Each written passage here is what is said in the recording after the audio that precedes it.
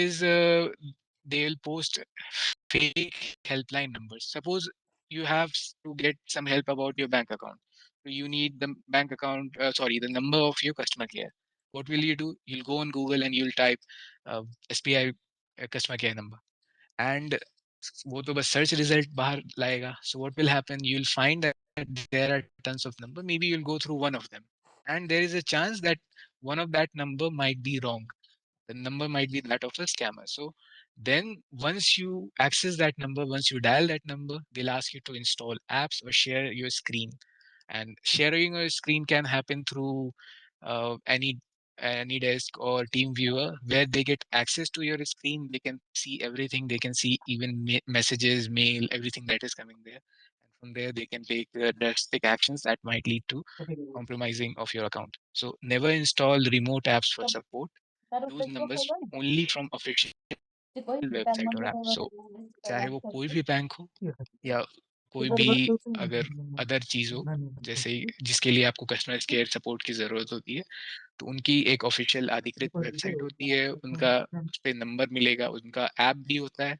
तो हमेशा जांच पड़ताल कर लें. अगर आप प्ले स्टोर पे जाते हैं या ऐप स्टोर पे जाते हैं तो उसके पब्लिशर भी ओरिजिनल बैंक अकाउंट वाले ही बैंक वाले ही होते हैं. एसबीआई का अपने कुछ सेट ऑफ ऐप्स होंगे, बैंक ऑफ बड़ौदा के अपने ऐप्स होंगे. तो आपको हमेशा वेरीफाई कर लेना चाहिए कि क्या कोई अननोन वेंडर का ऐप है. यूजुअली ऐसा नहीं होता कि इस तरह के ऐप्स हो, लेकिन फिर भी the best way to keep yourself safe is to carry precaution rather than be trapped. The other thing is malware, spyware. So malware is just a portmanteau of the term malicious in software. So malicious apps, files, steal data from phone, laptop. अब इनके आपके computer में आने के लिए या आपके device में आने के लिए आपको ही एक्ट करना पड़ेगा. कैसे? तो अगर आप कुछ चीज़ डाउनलोड करते हैं या अगर आप किसी लिंक पे क्लिक करते हैं जो किसी डाउनलोड की तरफ ले जाता है, तो उससे क्या होगा कि आपके फ़ोन में कोई ऐप आ सकता है, कोई फ़ाइल आ सकता है जो कि मैलिशियस सॉफ्टवेयर हो, यानी मैलवेयर हो, या फिर वो स्पाईवेयर हो सकता है. अब वो कीलॉगर्स के साथ आ सकता है. हो सकता है कि आप जो भी चीज़ टाइप कर रहे हैं वो सब कुछ वो रिकॉर्ड कर रहा है. और ये स्कैम्स इस तरह से विस्तृत होते हैं कि आपको पता भी नहीं चलेगा कि कुछ ऐसा चल रहा है.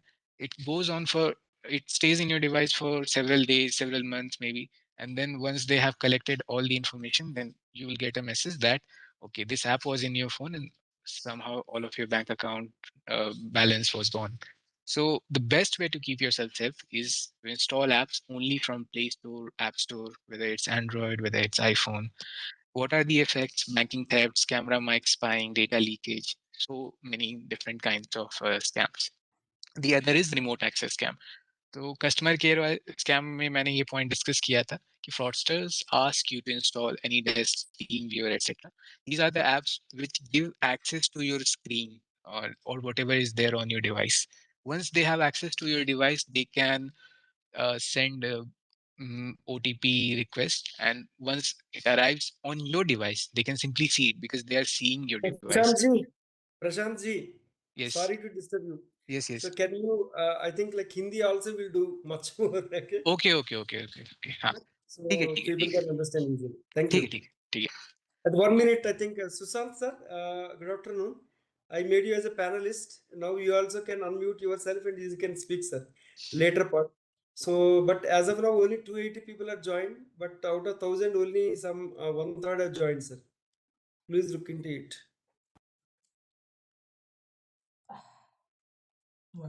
Sorry, Prashant ji, please Okay, okay, carry on. okay. Thank you, thank you.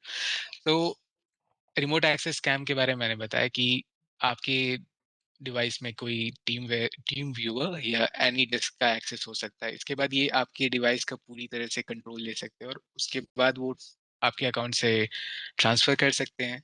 तो इनसे बचा कैसे जाए? तो अगर इस तरह के कभी भी विस्तृत स्कैम में आप फंसे जहाँ पे आपको स्क्रीन शेयर करने की आवश्यकता पड़े या रिमोट एक्सेस देना पड़े, तो कभी नहीं दें. कोई भी कस्टमर केयर इस तरह से नहीं करेगा. और अगर किसी भी केस में इस तरह की चीज़ होती है तो ऑफ़िशियल साइट के ही थ्रू हो. आप किसी भी इस तरह के स्कैम में फँसे नहीं. क्योंकि अगर आपके फ़ोन में या अगर आपके लैपटॉप में कुछ भी इस तरह का ऐप इंस्टॉल्ड है, जो किसी भी ऑफ़िशियल स्रोत से नहीं है, तो उसे हमेशा तुरंत ही हटा दें. बेस्ट वे ये होता है कि जिन ऐप की हमें ज़रूरत होती है केवल उसी को रखा करें. ज़रूरत से अत्यधिक ऐप को इंस्टॉल करने की ज़रूरत नहीं. के बाद अभी एक स्कैम के बारे में हम देखते हैं, deep fake AI voice scam.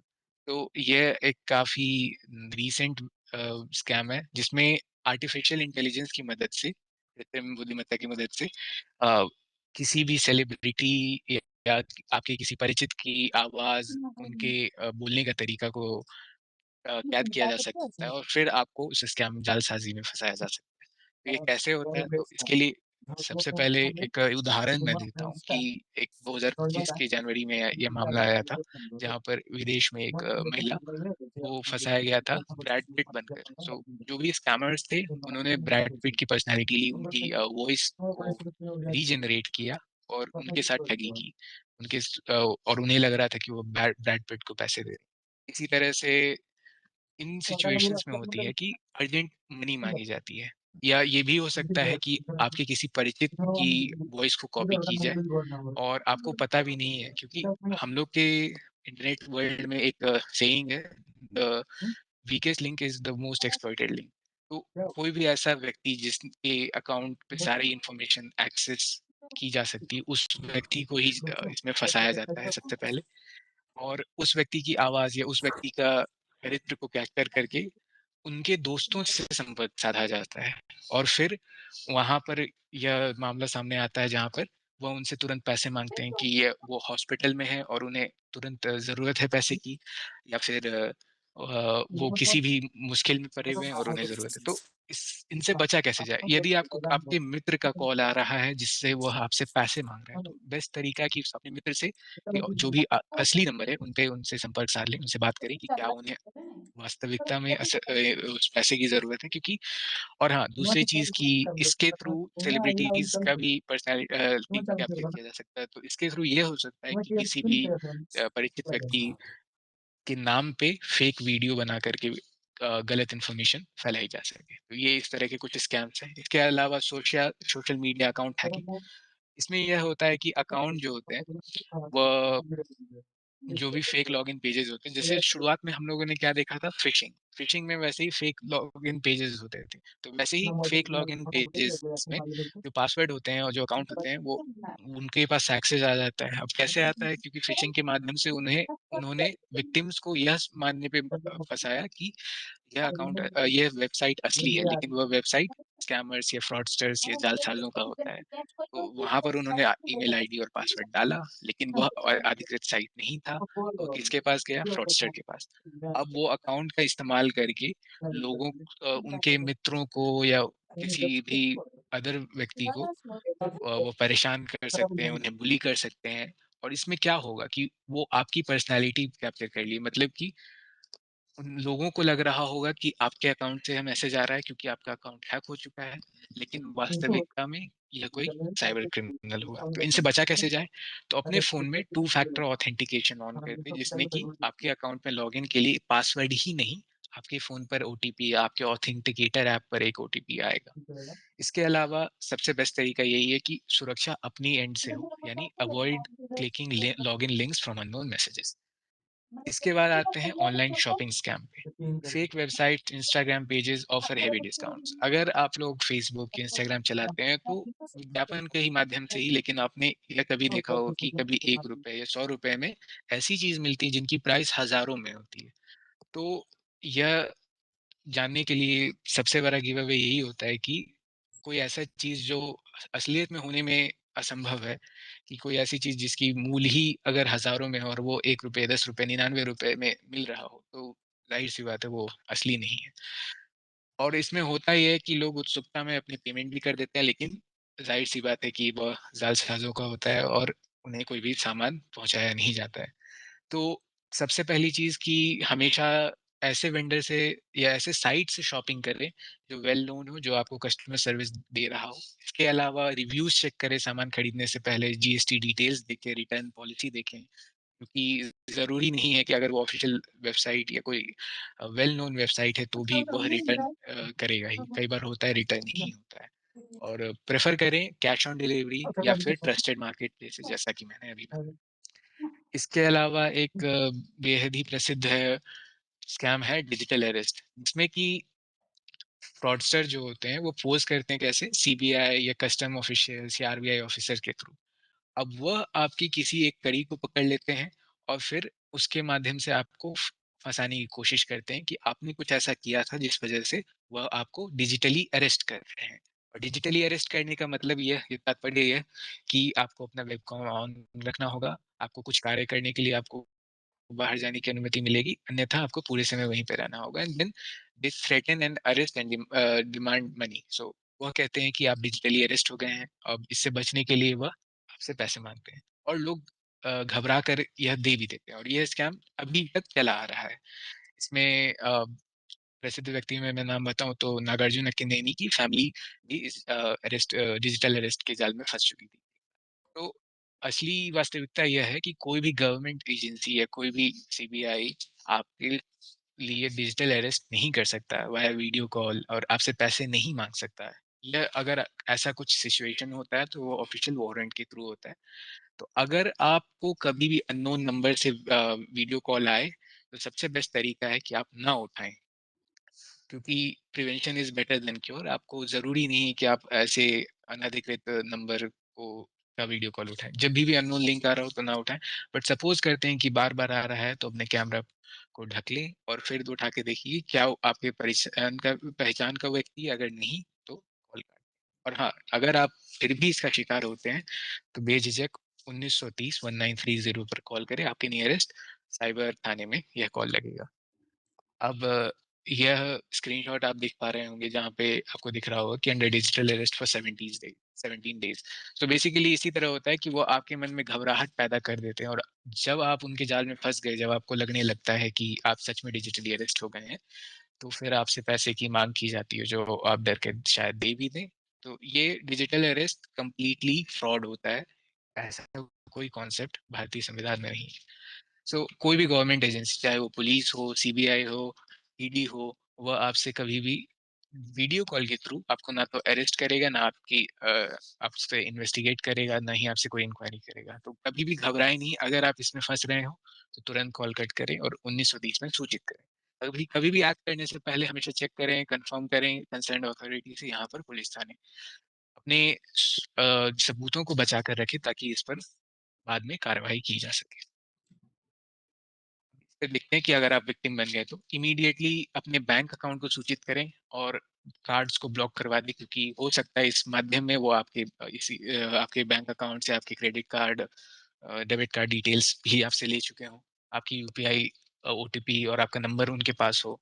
तो तुरंत ही ये सारी चीज़ों को ब्लॉक कर दें। उसके बाद पासवर्ड, अपनी ईमेल, बैंकिंग, सोशल मीडिया जो भी महत्वपूर्ण आपके अकाउंट से, सबसे पहले तो उनके पासवर्ड को चेंज कर दें।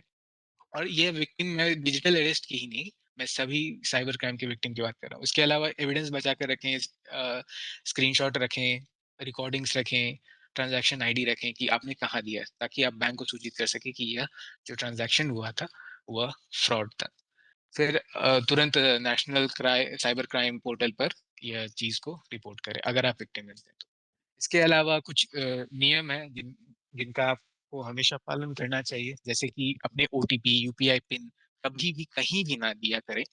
Not click on unknown links, मतलब कि अगर आपको ईमेल के माध्यम से यानी फिशिंग, या आपको व्हाट्सएप मैसेज के ही माध्यम से कोई भी अननोन लिंक आ रहा हो उत्सुकता में, अ, कृपया उस पर क्लिक ना करें। हमेशा कस्टमर केयर नंबर को वेरिफाइड सोर्सेज़ से ही करें। अगर आपको किसी भी फ्रिज कंपनी का या फिर अगर आपको किसी भी ऑनलाइन एप्लियंस का अगर आपको लिंक चाहिए, तो हमेशा वेरीफ़ाई कर लें उसके अधिकृत वेबसाइट से। और ऑनलाइन जाने पर भी हमेशा सावधानी बरतें कि एक तरह के कई वेबसाइट मिल सकते हैं और हो सकता है कि उनमें से एक वेबसाइट किसी साइबर ठग का हो। तो सावधानी बरतें, देख लें कि यह नंबर हमेशा ऑफ़िशियल है या नहीं है। इसके अलावा पासवर्ड हमेशा मज़बूत बना कर रखें, 8 अंक से लेकर के 14 अंकों तक का एटलीस्ट। और इसके अलावा टू फैक्टर ऑथेंटिकेशन डिवाइस में रखा करें। जो भी ऐप्स होंगे वो हमेशा ट्रस्टेड सोर्स से इंस्टॉल करें, जैसे प्ले स्टोर हो गया या फिर ऐप स्टोर हो गया, या फिर विंडोज़ पर है तो विंडोज़ स्टोर हो गया। क और उसके बाद भी सावधानी बरतें, जो ऐप की आपको ज़रूरत नहीं है उन्हें कृपया अपने डिवाइस में ना रखा करें। अगर आपको लग रहा है कि कोई चीज़ सच होने के लिए बहुत ज़्यादा ही अजीब है, जैसे लॉटरी या इस तरह की चीज़, तो हमेशा वेरीफ़ाई कर लें। अधिकतर चांसेज़ हैं कि वह एक स्कैम होगा। तो अब हम लोग अपने दूसरे सेंटर पे अपने टॉपिक पे चलते हैं, जो कि है कृत्रिम बुद्धिमत्ता, यानी आर्टिफिशियल इंटेलिजेंस। तो इस पर जाने से पहले मैं एक क्विक रिकैप कर देता हूँ। क्विक रिकैप ये कि फ़िशिंग के बारे में हम लोग देख चुके हैं। फ़िशिंग क्या होता है, जहाँ पे आप क्या मेरी आवाज़ नहीं आ रही है? शायद किसी का कमेंट आया था कि मेरी आवाज़ नहीं आ रही। ओके, ओके, धन्यवाद। तो फ़िशिंग के बारे में हमने जाना कि आपको फँसाया जा सकता है फ़ेक लिंक के थ्रू, जो आपके ईमेल के माध्यम से, आपके मोबाइल नंबर पे, एसएमएस के माध्यम से या व्हाट्सएप के माध्यम से आ सकती है। उन लिंक्स पर क्लिक ना करें।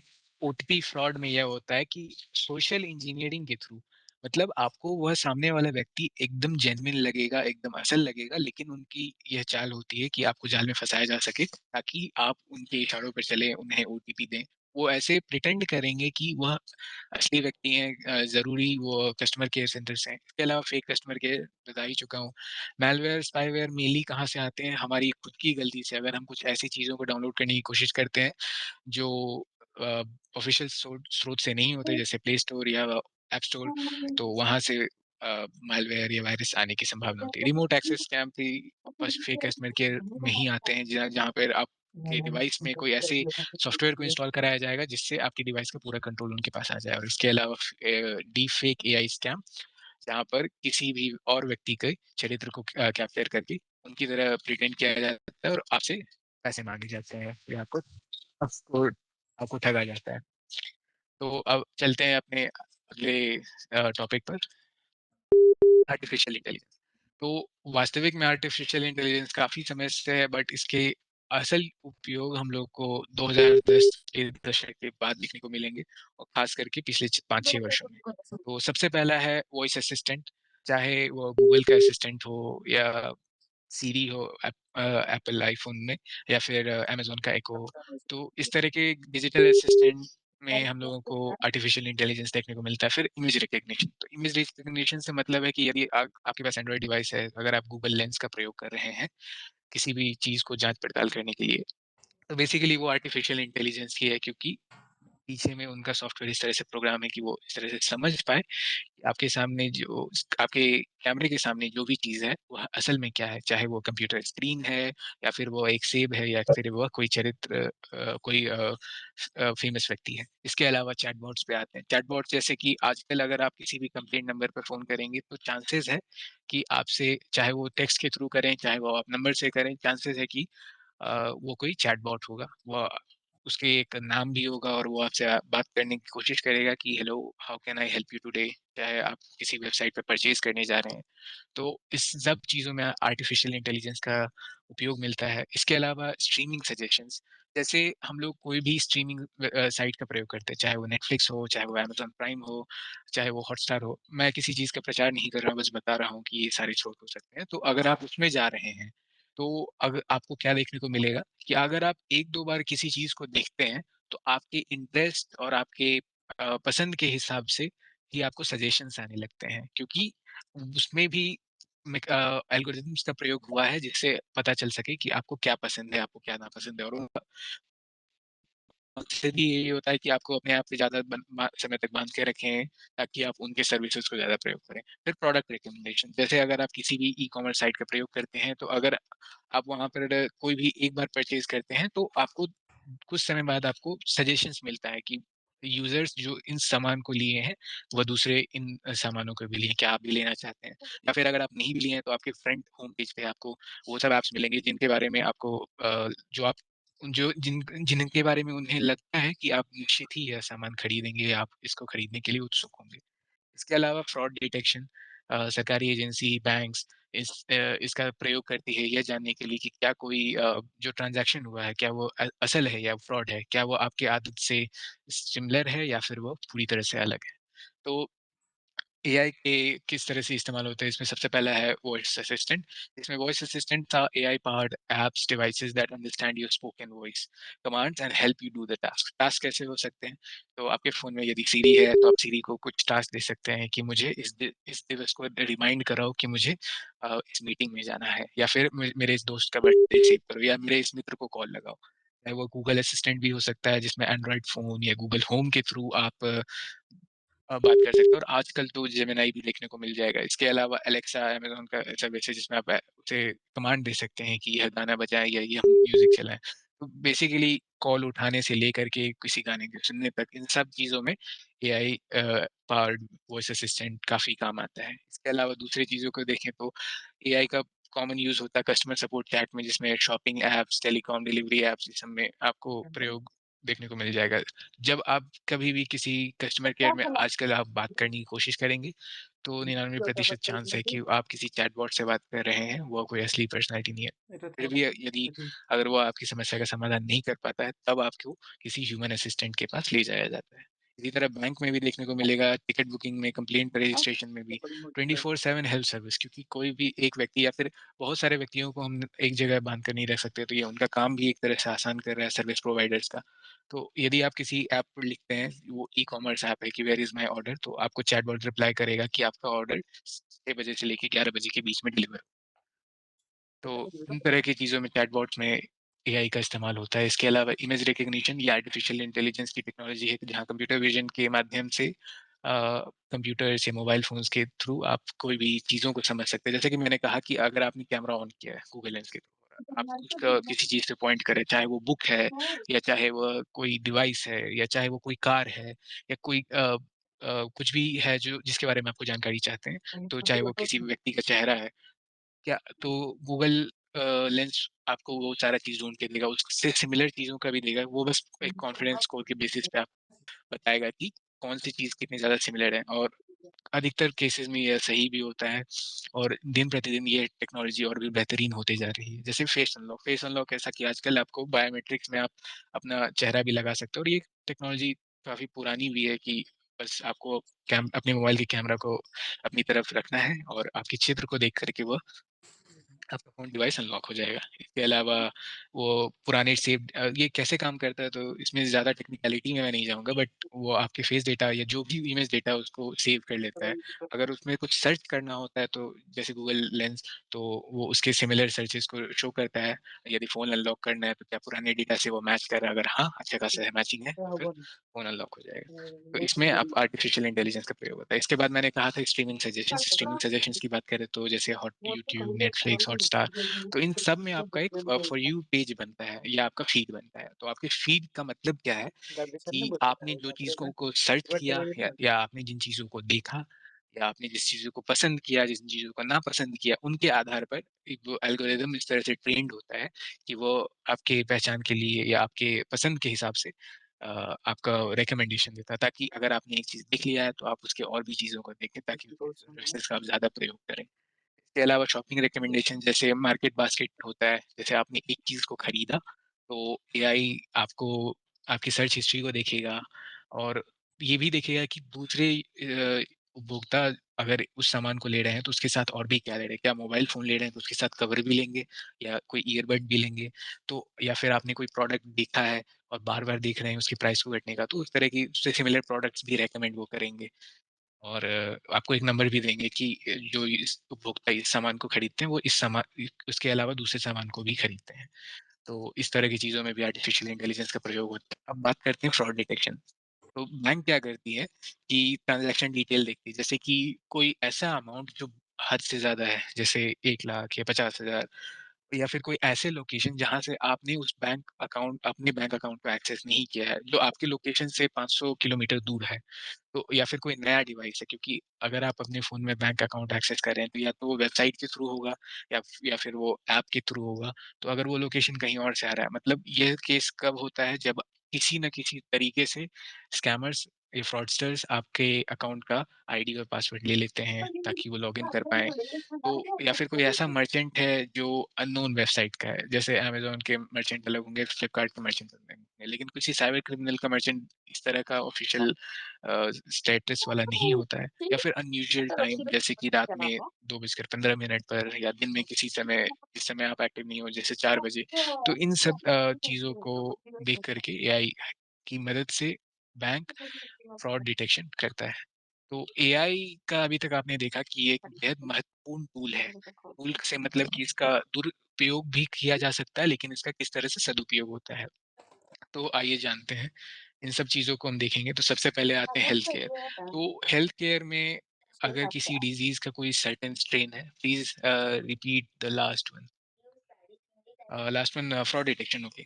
So basic, I hope this is the one. So fraud detection में बैंक टेक्नोलॉजी क्या करती है कि लखमण ओके राइट। सो फ्रॉड डिटेक्शन में बैंक क्या करती हैं कि वो एआई एल्गोरिदम्स का प्रयोग करती हैं। इनके मशीन मॉडल ट्रेन रहते हैं जिस हिसाब से अगर कोई भी अनयूजुअल अमाउंट हो, ज़्यादातर ये क्रेडिट कार्ड के केस में होता है कि अगर क्रेडिट कार्ड आपने किसी ऐसी जगह एक्सेस करना चाहा, मतलब आपने नहीं, किसी और ने जो आपके क्रेडिट कार्ड को हथिया लिया किसी तरह से, या उसके पास उसका पिन एंड एक्सेस आ चुका है, तो वो किसी ज़्यादातर फ्रॉड हमेशा बाहर के होते हैं या फिर किसी अननोन लोकेशन से वो एक्सेस करते हैं जो आपका लोकेशन नहीं होता है। तो यदि जो आपके बैंक मर्चेंट होते हैं उनको दिखता है कि अच्छा, ये किसी दूसरे जगह से एक्सेस करने की कोशिश कर रहा है, तो उन्हें पता चल जाता है कि ये फ्रॉड होने की चांस है। तो वो डिटेक्ट कर देते हैं, वो ट्रांज़ैक्शन को रोक देते हैं। या फिर अदर केसेज़ में ये होता है कि अगर आप अपने अ, एग्ज़ाम्पल के लिए सैमसंग के डिवाइस से एक्सेस कर रहे हैं और आपका एक पर्टिकुलर मॉडल है, अचानक न्यू लॉगिन होता है, तो आपको न्यू लॉगिन का भी आपके असली मोबाइल पे मैसेज आ जाएगा। इसके अलावा उन्हें पता भी चल जाएगा कि अगर यहाँ से कोई न्यू लॉगिन हुआ है और अननोन ट्रांज़ैक्शन हो रहा है किसी बड़े अमाउंट का, तो उस केस पे बैंक रोक सकता है। इन ये चीज़ अभी भी ये तकनीक पूरी तरह से विकसित नहीं हुई है, इस पर काम चल रहा है, लेकिन इसका पूर्ण फ़ायदा आपको आने वाले वर्षों में ज़रूर दिखेगा। अब हम चलते हैं आगे वाले में कि एआई हमारे समाज को किस प्रकार से मदद कर सकती है। सबसे पहला है हेल्थ केयर, स्वास्थ्य, जहाँ पे डिटेक्ट डिजीजेस अर्ली। सो डिजीज में, हर डिजीज में कुछ ना कुछ स्टेन होते हैं, कुछ उनके बनावट इस प्रकार के होंगे जो किसी और डिजीज की तरफ इशारा भी करेंगे। तो अगर किसी को कोई ऐसा सिम्टम है जो किसी और बीमारी में भी देखने को मिल रहा है, तो इसके माध्यम से यह चीज़ पता लगाया जा सकता है कि अच्छा, ये बीमारी होने की संभावना है, ताकि इलाज आपका समय से पहले हो, ताकि आपको पूर्ण रूप से स्वास्थ्य और उपचार मिल सके। और यह मेनली रिपोर्ट्स में हेल्प होता है, और बहुत सारे मेडिकल रिसर्चेज़ जो होते हैं, उसमें भी ये देखने को मिलता है कि अगर एक बार किसी एक डिज़ीज़ में या किसी एक वायरस के ग्रुप में ये सिम्पटम्स पाए जा रहे हैं, तो निश्चित ही वो किसी और में भी पाए जा रहे होंगे, अगर उन्हें सेम सिम्पटम आ रहा है। या ज़रूरी नहीं है, तो वो उनके ऊपर है। ज़ाहिर-सी बात है कि जो भी डॉक्टर्स होते हैं, वो अच्छी तरह से जाँच-पड़ताल करके ही, और जब वो पूरी तरह से सर्टेन हो जाते हैं कि अ, ये यही कारण की वज़ह से हो रहा है, तभी वो प्रयोग करते हैं। लेकिन एआई उसमें काम आसान करने में काफ़ी मदद करता है। इसके अलावा एजुकेशन में पर्सनलाइज़्ड लर्निंग फॉर स्टूडेंट, जहाँ पर स्टूडेंट्स की पेस और उनके समझने की क्षमता के हिसाब से उनके कंटेंट को डिज़ाइन किया जा सकता है, उनके कंटेंट को सीखने के लिए और मज़ेदार बनाया जा सकता है। उसके अलावा आजकल स्कूल्स भी बहुत सारे वेंडर्स का प्रयोग करके अपने पर्सनलाइज़्ड कंटेंट बनाते हैं, जिसके माध्यम से वो अपने बच्चे को अच्छे से अपने स्टूडेंट्स को अच्छे से सिखा सकें, कंटेंट को फन वे में एक्सप्लोर करने के लिए। इसके अलावा सेफ्टी एंड सिक्योरिटी की बात करें तो फ्रॉड डिटेक्शन बैंक, जिसका हम लोग कुछ देर पहले उदाहरण देख रहे थे, cyber crime prevention and alerts. So basically banks में ही इस तरह की चीज़ों को अगर डिटेक्ट किया जा सकता है पैटर्न्स के थ्रू। तो मशीन या आर्टिफ़िशियल इंटेलिजेंस की बात करूँ तो वो बस एक चीज़ पर चलता है जो कि पैटर्न्स होते हैं। अगर उन्हें कुछ इस तरह का पैटर्न दिखा, तो सेम पैटर्न कुछ और फ्रॉडस्टर भी प्रयोग कर रहे हैं। जैसे एक उदाहरण के लिए मान लें कि वो आपके बैंक अकाउंट को किसी एक लोकेशन से एक्सेस कर रहे हैं, और वो हमेशा किसी और का फ्रॉड करने के लिए भी उसी लोकेशन से एक्सेस कर रहे हैं। यूजुअल ऐसा नहीं होता, लेकिन उदाहरण के लिए अगर वो एक जगह से वो एक्सेस करने की कोशिश कर रहे हैं, तो वो फ्लैग कर सकते हैं कि इस जगह से स्कैम हो रहा है। फिर एफिशिएंसी की बात करें तो आर्टिफिशियल इंटेलिजेंस आपका काम को आसान कर रहा है, क्योंकि आजकल अगर आप नए फ़ोन्स में देखेंगे या किसी भी डिवाइस में देखेंगे, तो हर चीज़ में एक टैग रहता है एआई का, और बेसिकली वो होता नहीं है, वो पैटर्न रिकॉग्निशन उस तरह के होते हैं जो आपके कान को और ज़्यादा अच्छा बना सकते हैं। जैसे आप अब को किसी डॉक्यूमेंट रीडर अलग से रखने की ज़रूरत नहीं है, आप अपने कैमरे से ही अपने डॉक्यूमेंट के कैरेक्टर्स को स्कैन कर सकते हैं। अब ये तकनीक तो बहुत पहले से है ओसीआर, लेकिन ये काम को और आसान बना सकते हैं इंटीग्रेशन के माध्यम से आर्टिफिशियल इंटेलिजेंस के प्रयोग से। इसके अलावा शॉपिंग में जो उदाहरण हम लोग पहले ही देख चुके हैं कि आपके पसंद के लायक आपको टूल्स एंड सर्विसेज आपको दे सकते हैं। एनवायरनमेंट में वेदर प्रेडिक्शन, डिजास्टर वार्निंग, और इसके लिए काफ़ी उच्च स्तरीय कंप्यूटेशन की भी ज़रूरत पड़ती है, तो जो भी मेटेरोलॉजिकल डिपार्टमेंट्स होते हैं, उनके पास इस तरह के अब टूल्स आ रहे हैं और ये आर्टिफ़िशियल इंटेलिजेंस का प्रयोग कर रहे हैं इन चीज़ों को पहले परखने के लिए। तो अब बात पे आते हैं कि एआई की रिस्क्स क्या होते हैं? तो सबसे पहले रिस्क ये होता है कि मिसयूज़ बाय बैड पीपल। तो मैंने स्टार्ट में कहा था कि इंटरनेट पे सब लोग कनेक्टेड है। अब सब लोग में अच्छे लोग हैं, तो बुरे लोग भी होते हैं और वो आर्टिफ़िशियल इंटेलिजेंस का प्रयोग करके deep fake videos, fake voice call और फ्रॉड का जैसे दुष्परिणाम करते हैं। इसके अलावा प्राइवेसी इश्यूज़ ये होता है कि एआई किस तरह से काम करता है, तो उसको पैटर्न सीखने के लिए हम लोगों के हैबिट्स को सीखना होगा, हम लोग के पैटर्न को समझना होगा। उन सब के लिए उनको डेटा चाहिए, जैसे कि अगर इमेज रिकॉग्निशन सिस्टम है, तो उसको फ़ोटोज़ चाहिए। अगर वॉइस असिस्टेंट है तो उसको आप वॉइस का डेटा चाहिए। तो आपको पता भी नहीं होगा, लेकिन हो सकता है वो आपके डेटा इन सारे डेटा को सूक्ष्म रूप से कलेक्ट कर रहा हो और हो सकता है कि आपने कभी टर्म्स एंड कंडीशन बिना पढ़े हुए दे दिया हो ये एक्सेस और इससे आपकी पर्सनल जानकारी जा सकती है। इसके अलावा एरर्स एंड रॉन्ग इन्फॉर्मेशन यानी कि एआई का मतलब यह नहीं है कि वह हमेशा सही उत्तर देगा। वह पैटर्न को डिटेक्ट करता है और उस तरह से ट्रेन होता है कि वो अधिकतर समय सही चीज़ का ही जवाब दे। अगर पैटर्न से हट के भी कुछ हो रहा है तो हो सकता है वो सही जवाब दे, लेकिन इसका मतलब ये नहीं कि वो हमेशा सही ही जवाब देगा। और बायस और जॉब लॉस। तो ज़ाहिर-सी बात है कि ऑटोमेशन जिस तरह से आएगा, जिस तरह से आधुनिक चीज़ बनती जाएँगी उस तरह से बहुत सारी चीज़ ऐसी भी हो सकती है जहाँ पे लोगों की ज़रूरत ना हो। आजकल ऐसे कोड आ रहे हैं कोड बिल्डर्स आ रहे हैं जो आप बस उसे इंस्ट्रक्शन दे दें और उस प्रॉम्प्ट के बेसिस पे वह आपको जिस तरह का भी सर्विस चाहिए हो वो बना के दे देता है। या फिर दूसरा सबसे बड़ा कारण है बायस।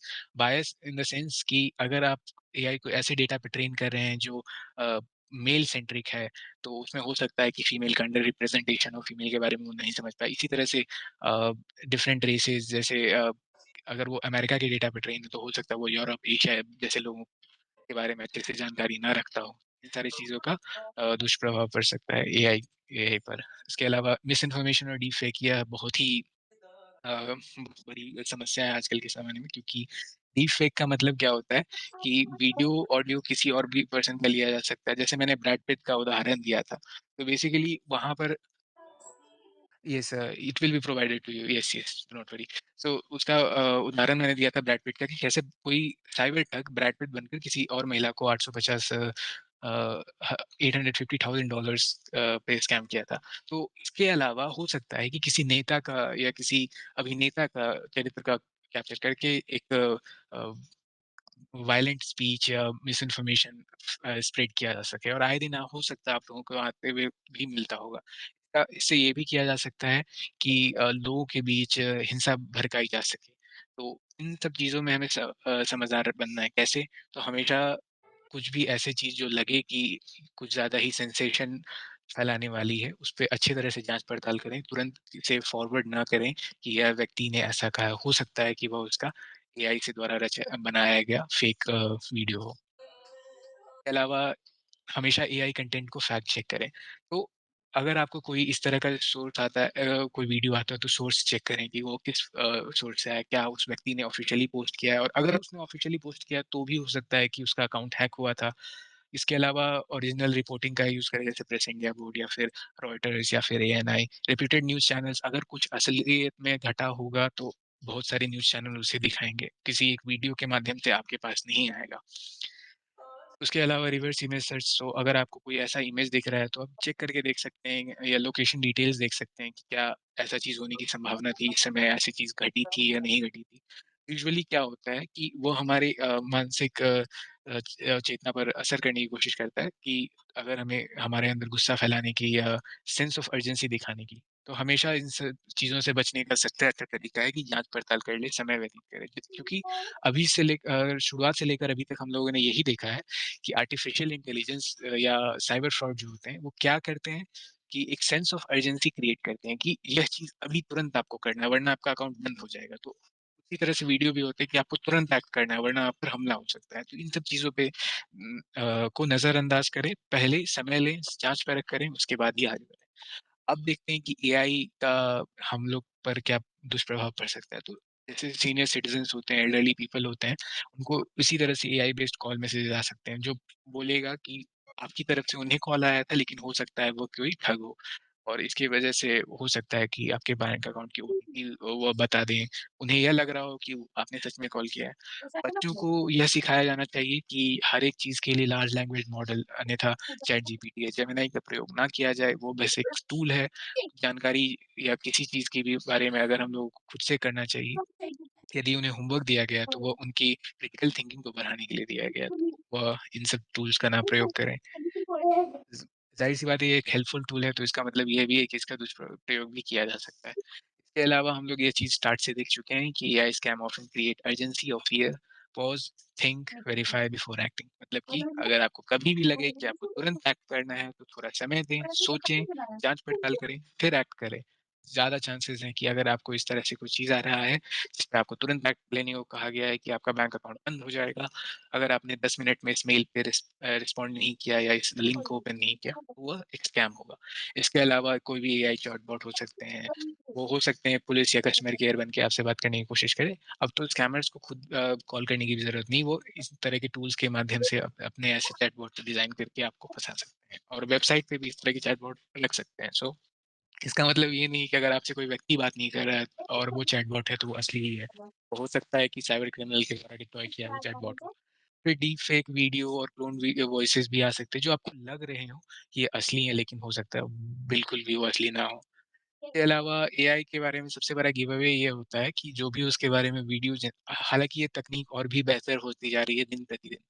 लेकिन इसके बावजूद कुछ चीज़ों को आप गौर कर सकते हैं, जैसे कि अननेचुरल फेस में कभी आड़ा-तिरछा मुँह बन रहा हो या फिर जिस तरह से आवाज़ आ रही है, उस तरह से उनके होंठ ना मिल रहे हों, क्योंकि उतनी भी अच्छे से जनरेटिव एआई अभी वर्क नहीं कर रही है। लेकिन फिर भी हो सकता है कि अगर कोई प्रसिद्ध पर्सनैलिटी है जिसकी वॉइस और जिसके इमेज डेटा ऑलरेडी इंटरनेट पे उपलब्ध हैं, तो वो इनका प्रयोग करके आपको मूर्ख बनाने की कोशिश कर सकते हैं। इसके अलावा कोई भी अननोन लिंक आए किसी भी बॉट से, तो ज़ाहिर-सी बात है उस पर क्लिक ना करें।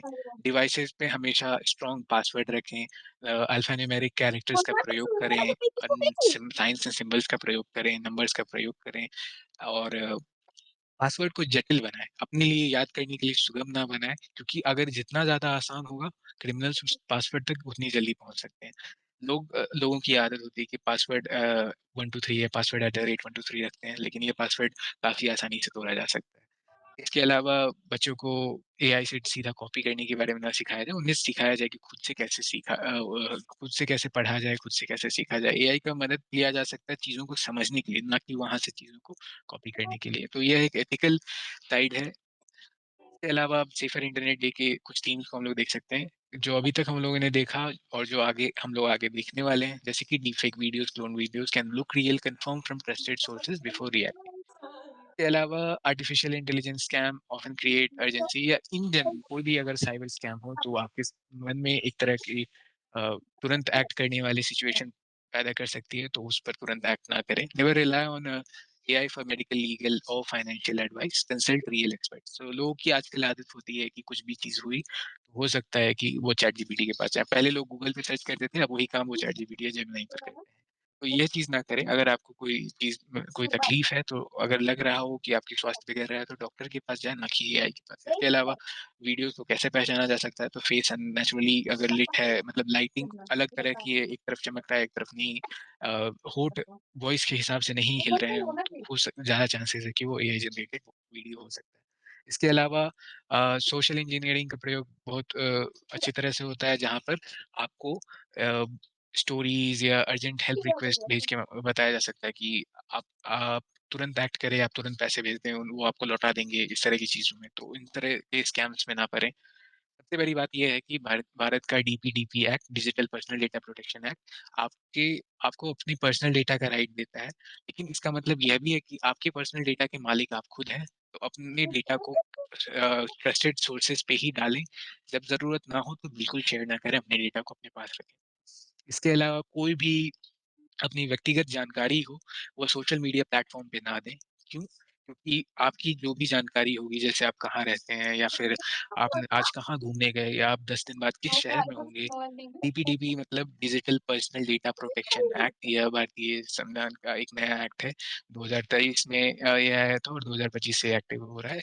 फिलहाल ये प्रेजेंटेशन के स्कोप के बियॉन्ड है, तो मैं उस पर डिस्कस नहीं करूँगा। बट ये एक्ट आपको राइट देता है आपके पर्सनल डेटा का। दैट मीन्स कि जो भी पर्सनल कोई भी अगर डेटा जनरेटर है, वह उसका मालिक है। दैट मीन्स कि आपकी इमेज, आपकी वॉइस जो आप ऑनलाइन जनरेट करते हैं, या फिर आपका कोई भी डेटा जो आप जनरेट करते हैं, उसके मालिक आप स्वयं हैं, कंपनी नहीं। तो digital personal data protection, DPDP. तो अगर आप कुछ भी चीज़ जनरेट करते हैं, तो उसके मालिक आप स्वयं हैं। तो इसका मतलब यह है कि आप अपनी जानकारी किसी और को जब ज़रूरत ना हो तो बिल्कुल ना दें। किसी और से मेरा मतलब है कोई कंपनी या कोई वेबसाइट जहाँ पर आपकी इन्फॉर्मेशन माँगी जा रही है। उसके बाद अपनी पर्सनल डिटेल को ना दें, क्योंकि अगर आप 10 दिन बाद कहीं और होंगे और उसकी जानकारी आप दे सकते हैं, तो हो सकता है कि आपको कोई ट्रेस कर रहा हो, या आपको कोई फ़ॉलो कर रहा हो, या हो सकता है कि आपकी जो भी ऑनलाइन सोशल मीडिया पे डिटेल है, अधिकतर साइबर क्रिमिनल्स को कैसे पता चलता है? तो ऐसे पता चलता है कि जो वीकेस्ट लिंक होते हैं, वो अपने सारी डिटेल ऑनलाइन डाल देते हैं। अब उनके दोस्त कौन है ये भी पता चल गया, तो वो व्यक्ति बनकर उनके दोस्तों को ठगा जाने का प्रयास किया जा सकता है। इसके अलावा कोई भी ऐप है, उसको रेगुलरली चेक करें, जिसकी ज़रूरत नहीं उसे ना रखें। डिजिटल मिनिमलिज़्म को फ़ॉलो करें, मतलब जिनकी ज़रूरत है उन्हें ही रखें। अगर ज़रूरत नहीं है तो एक तो वो आपके फ़ोन की स्टोरेज को रखेगा, उसके बाद प्रशांत आपसे जी, अननेसेसरी डेटा भी कलेक्ट करेगा। sorry हाँ, to disturb you, Prashant ji. जी, जी। So actually, na, like as of my understanding, all these people are, master trainers and who hmm, are doing their activity. Hmm. Okay, and I think like you are explaining deeply. So I think that much deep is not necessary. So okay, you okay. please move on. Just just wherever you feel like explaining, you explain. Okay, okay. Is it am I right, sir, madam? Like who are there in the group? Can you please message me? Can you message, sir? Can you please provide this presentation? We are going to share this presentation, sir. And I think we don't want you to spend full time. I think most of you people are aware. We are just going to run through this. Later part we will explain what to do, how to do, kind of thing. Is it okay? Please say yes or no. Please say yes or no in the chat area. Right, sir is trying, he is explaining, because you don't know who you are all. So since you are already having a lot of knowledge, and Prashant ji, these are all master trainers actually, who are organizing these training programs and all these things across Odisha. So most of the people are aware many of the things. You okay, just okay. run through, like okay, what okay. wherever you feel like you can just explain them. So okay, okay. maybe we have to explain more on how to organize this workshop and all such kind of things. I will come in. Okay, Okay? Okay, okay, okay, sure. Okay, thank you. Okay, I think, thank you, Saran ma'am, for your response. okay. So I'll just move forward. I'll run through. So never disclose your sensitive details like OTP, Aadhaar. We have gone through this so many times. Avoid trusting online investment offers with high returns. We have already looked at that in detail a while ago. Uh, तो क्या digital ये place आप ही करवा देंगे? सो online आपके सामने एक QR code आपको दिख रहा होगा। आप अपने मोबाइल पे इसे स्कैन कर लें, आपको एक लिंक दिख जाएगी। और इसके बाद आप अपने खाली समय में जाकर के यहाँ प्लेस लॉगिन लिंक पे जाकर के देख सकते हैं। फिलहाल मैं इसे आगे बढ़ा रहा हूँ। ये यहाँ पे आपको मुफ्त क्विज मिल जाएगा safe responsible use of AI के बारे में। इसके बाद आप आईसीई का cyber hygiene mobile application download कर लें, जो कि आपको आईसीई के रिलेटेड सारी जानकारी आपको दे देगा। और हाँ, अगर आपको मास्टर ट्रेनर प्रोग्राम में इनरोल होना है, तो आप इस लिंक को, क्यूआर कोड को स्कैन कर लें, और साइबर शिक्षक वाले पार्ट में जाकर के आप डिफरेंट प्रोग्राम्स देख सकते हैं। आपको इसके लिए कोई भी राशि प्रदान करने की ज़रूरत नहीं होगी। आप सर्टिफ़िकेशन भी आप इसमें पा सकते हैं, और आपको cyber security, privacy, cyber hygiene से रिलेटेड बहुत सारी जानकारी भी मिल सकती है। उसके बाद आप मास्टर ट्रेनर वर्कशॉप भी कंडक्ट करवा सकते हैं। सो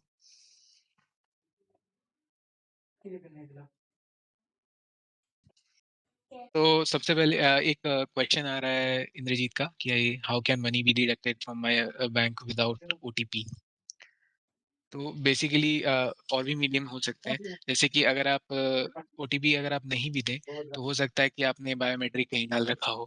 हो सकता है कि आपने किसी किसी जगह पर कोई आपका परिचित व्यक्ति आपका बायोमेट्रिक ले सकता है, और उसके माध्यम से भी आप पे स्कैन किया जा सकता है। दूसरा बात कि कई लोग आधार की ज़ेरॉक्स किसी भी जगह पे करवा लेते हैं। ये भी एक कारण फिर दूसरा रीज़न एक और है कि आप ओटीपी बाईपास के थ्रू जो जिस पर ऑब्वियसली बैंक अब काम कर रही है, बट ये भी एक माध्यम है कि ओटीपी बाईपास के माध्यम से ये सारे चीज़ हो सकते हैं। इसके अलावा एटीएम चार्जेस एनीवे हम लोग आगे मूव करते हैं साइबर हाइजीन प्रैक्टिस से। So cyber hygiene practices basically it means ki we are having some we'll form some good habits, good mechanisms to carry around cyber security and stay ahead of cyber threats and online security issues. Basically hardware and software level पे अपनी device पे strain भी नहीं देना है और अपनी device की एक्सेस भी किसी और को नहीं देना है। सॉफ्टवेयर के बेसिक हेल्थ एंड सिक्योरिटी पे फोकस करना है। तो साइबर हाइजीन का बेसिकली मतलब है कि आपके हार्डवेयर और सॉफ्टवेयर के स्तर पर आपकी सुरक्षा को बनाए रखना अपनी तरफ से। ताकि अगर आप खुद भी अगर सिक्योर रहेंगे, तो आपको कोई और हैक नहीं कर सकता। अगर आप किसी और अननोन लॉगिन लिंक पे नहीं जाएँगे, तो उसको ऐप को हैक ज़ाहिर-सी बात है नहीं कर पाएगा, आपके अकाउंट के एक्सेस नहीं ले पाएगा।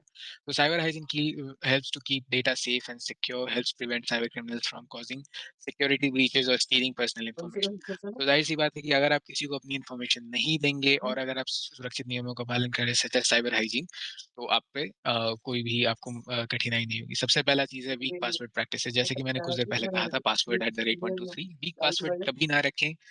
अल्फ़ाबेटिकल अल्फ़ा न्यूमेरिक कैरेक्टर्स का प्रयोग करें, साथ में स्पेशल कैरेक्टर का प्रयोग करें। आसानी से जो डिसाइफ़र किया जा सके उन सीक्वेंसेस का प्रयोग ना करें। इसके अलावा falling for fishing scam suspicious link के बारे में हम लोग देख चुके हैं, तो हम लोग इस पर डीप में ना जाएँगे। लीविंग डिवाइसेज़ अनलॉक तो जब भी आप जा रहे हो अपनी डिवाइस को छोड़ करके सच एज़ आपका लैपटॉप तो विंडोज़ प्लस एल दबाकर उसे लॉक कर दिया करें। अगर आप अपने फ़ोन पर हैं तो फ़ोन को लॉक कर दिया करें। अगर आप फ़ोन को कहीं छोड़कर जा रहे हैं, अब चाहे वो ऑफ़िस है या कहीं और जगह जहाँ पे आपके अलावा कोई और लोग होंगे। इसके अलावा using unauthorised software and apps such as कि कोई भी एप्लीकेशन या फिर कोई भी चीज़ जो अधिकृत सोर्स से नहीं है, उसे डाउनलोड ना करें। इस पर हम लोग पहले भी जा चुके हैं। इसके अलावा यूजिंग पब्लिक या अनसेफ वाईफ़ाई नेटवर्क।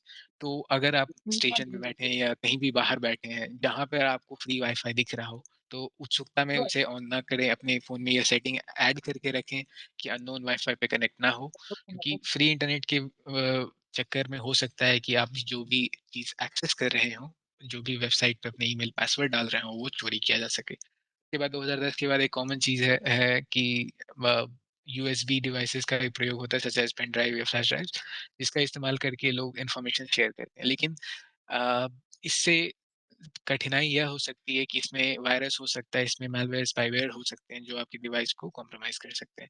इसके अलावा पुअर ईमेल डेटा हैंडलिंग सच एज़ कि सेंडिंग सेंसिटिव इन्फॉर्मेशन केयरलेसली। बहुत लोगों की ये मैंने ये चीज़ पहले भी डिस्कस किया था कि ऑनलाइन पर ज़रूरत से ज़्यादा अपनी बारे में जानकारी ना रखें कि आप कहाँ जाने वाले हैं, आप कहाँ पर हैं। और इससे यह होगा कि अगर आप अपनी जानकारी रख देंगे सामने तो हो सकता है कि आपकी एक पर्सनैलिटी को क्लोन किया जा सकता है।